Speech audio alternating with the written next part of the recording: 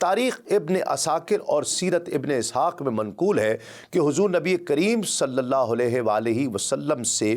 1000 برس پیشتر یمن کا ایک بادشاہ تھا جس کا نام تبہ حمیری تھا۔ ایک مرتبہ وہ اپنی سلطنت کے دورے کو نکلا، 12,000 عالم اور حکیم اور 1,32,000 سوار، 1,13,000 پیادے اپنے ہمراہ لیے ہوئے وہ اس شان سے نکلا کہ جہاں بھی جاتا اس کی شان و شوکت دیکھ کر مخلوق خدا چاروں طرف نظارے کے لیے جمع ہو جایا کرتی۔ یہ بادشاہ جب دورہ کرتا ہوا مکہ المکرمہ پہنچا تو اہل مکہ سے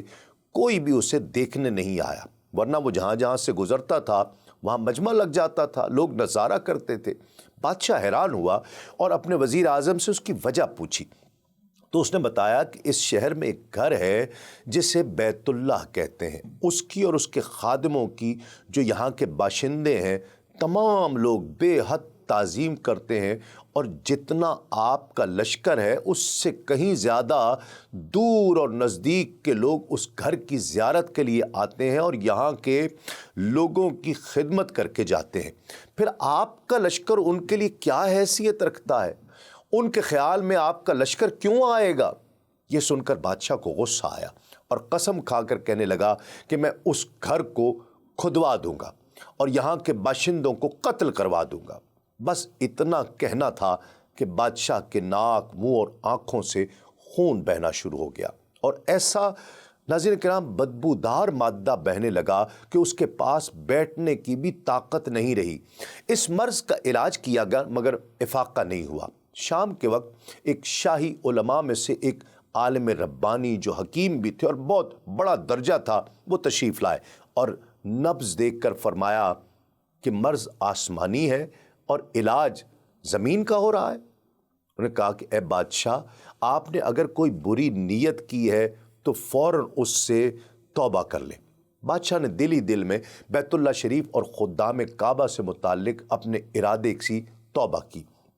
توبہ کرتے ہی اس کا وہ خون اور مادہ بہنا فوراً بند ہو گیا، اور پھر صحت کی خوشی میں اس نے بیت اللہ شریف کو ریشمی غلاف چڑھایا اور شہر کے ہر فرد کو 7 اشرفیاں اور 7 ریشمی جوڑے نظر کیے۔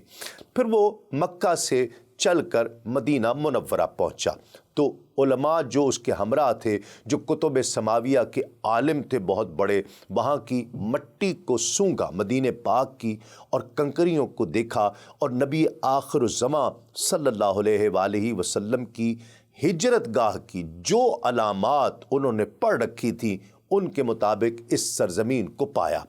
تو آپس میں انہوں نے عہد کر لیا کہ ہم تو یہاں سے اب جانے والے نہیں ہیں، یہیں پر مر جائیں گے مگر اس سرزمین کو چھوڑیں گے نہیں۔ اگر ہماری قسمت نے یاوری کی تو کبھی نہ کبھی جب بھی نبی آخر الزماں صلی اللہ علیہ وآلہ وسلم یہاں پر جلوہ فرما ہوں گے، ہمیں بھی زیارت کا شرف حاصل ہو جائے گا، اور اگر نہ ہو سکا تو ہماری قبروں پر تو ضرور کبھی نہ کبھی ان کے قدموں کی خاک اڑ کر پڑ جائے گی، شاید یہی ہمارے لیے نجات کا ذریعہ بن جائے۔ یہ ارادہ سن کر بادشاہ نے ان عالموں کے واسطے 400 مکان بنوائے۔ وہ مان گیا کہ ٹھیک ہے یہیں رک جاؤ، اور اس بڑے عالم ربانی کے مکان کے پاس حضور کی خاطر 1-2 منزلہ عمدہ مکان تعمیر کروایا، اور وصیت کر دی کہ جب بھی نبی کریم صلی اللہ علیہ وآلہ وسلم یہاں تشریف لائیں تو یہ مکان میری خواہش ہے، یہ میری جانب سے خدمت ہے کہ آقا علیہ الصلوۃ والسلام کی آرام گاہ یہ مکان ہو۔ اور ان 400 علماء کی کافی مالی امداد بھی کی اور کہا کہ تم ہمیشہ یہیں رہو، کوئی بات نہیں، اور پھر اس بڑے عالم ربانی کو ایک خط لکھ کر دیا اور کہا کہ یہ خط اس نبی آخر الزماں صلی اللہ علیہ وآلہ وسلم کی خدمت اقدس میں پیش کر دینا، اور اگر زندگی بھر تمہیں حضور کی زیارت کا موقع نہ مل پائے تو اپنی اولاد کو وصیت کر دینا کہ نسل در نسل میرا یہ خط محفوظ رکھیں۔ ناظرین کرام، یہاں تک کہ سرکار ابد قرار صلی اللہ علیہ وآلہ وسلم کی خدمت میں پیش کیا جائے، یہ کہہ کر کہ بادشاہ وہاں سے چلا گیا۔ ناظرین کرام، خدا کی قدرت دیکھیے کہ بالآخر اس عاشق رسول کا خط، طب حمیری کا خط، نبی کریم صلی اللہ علیہ وآلہ وسلم کی خدمت اقدس میں کم و بیش 1000 برس بعد پیش ہوا۔ اس خط میں لکھا تھا، اس کا مضمون یہ تھا کہ کم ترین مخلوق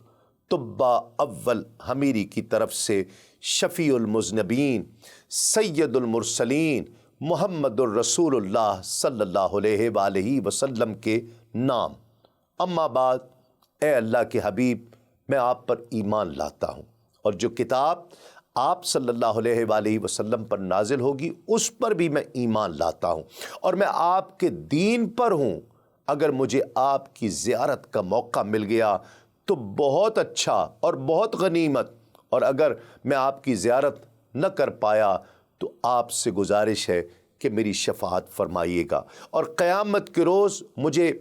بھول مت جائیے گا۔ میں آپ کی پہلی امت میں سے ہوں، اور آپ کے ساتھ آپ کی آمد سے پہلے ہی بیعت کرتا ہوں، میں گواہی دیتا ہوں کہ اللہ ایک ہے اور آپ اس کے سچے رسول ہیں۔ ناظرین کرام، شاہ یمن کا یہ خط نسل در نسل ان 400 علماء کے اندر حرز جاں کی حیثیت سے محفوظ رہا، یہاں تک کہ 1000 برس کا عرصہ گزر گیا۔ ان علماء کی اولاد اس کثرت سے بڑھی کہ مدینۃ المنورہ کی آبادی میں کئی گنا اضافہ ہو گیا، اور یہ خط دست بدست مائے وصیت کے اس بڑے عالم ربانی کی اولاد میں سے پھر حضرت ابو ایوب انصاری رضی اللہ تعالیٰ عنہ کے پاس پہنچا۔ آپ نے وہ خط اپنے غلام خاص ابو لیلہ کی تحویل میں رکھ دیا، جو 2 منزلہ مکان طبہ حمیری نے حضور نبی کریم صلی اللہ علیہ وآلہ وسلم کی خاطر بنوایا تھا، وہ اس وقت حضرت ابو ایوب انصاری رضی اللہ تعالیٰ عنہ کی تحویل میں تھا۔ اسی میں حضور نبی کریم صلی اللہ علیہ وآلہ وسلم کی اونٹنی جا کر ٹھہر گئی۔ لوگوں نے ابو لیلہ کو بھیجا کہ جاؤ حضور نبی کریم صلی اللہ علیہ وآلہ وسلم کو شاہ یمن طبہ حمیری کا خط دے دو۔ لوگ جانتے تھے، یہ بات مشہور تھی۔ جب ابو لیلہ حاضر ہوا تو حضور نبی کریم صلی اللہ علیہ وآلہ وسلم نے دیکھتے ہی فرمایا، تو ابو لیلہ ہے؟ یہ سن کر ابو لیلہ حیران ہو گیا کہ میری تو پہلی ملاقات ہے۔ حضور نبی کریم صلی اللہ علیہ وآلہ وسلم نے فرمایا، میں محمد الرسول اللہ ہوں، شاہ یمن کا جو خط تمہارے پاس امانت رکھا گیا ہے، لاؤ وہ مجھے دے دو۔ ابو لیلہ نے وہ خط دیا۔ حضور نبی کریم صلی اللہ علیہ وآلہ وسلم نے پڑھ کر فرمایا، صالح بھائی طبہ کو آفرین ہے، شاباش ہے۔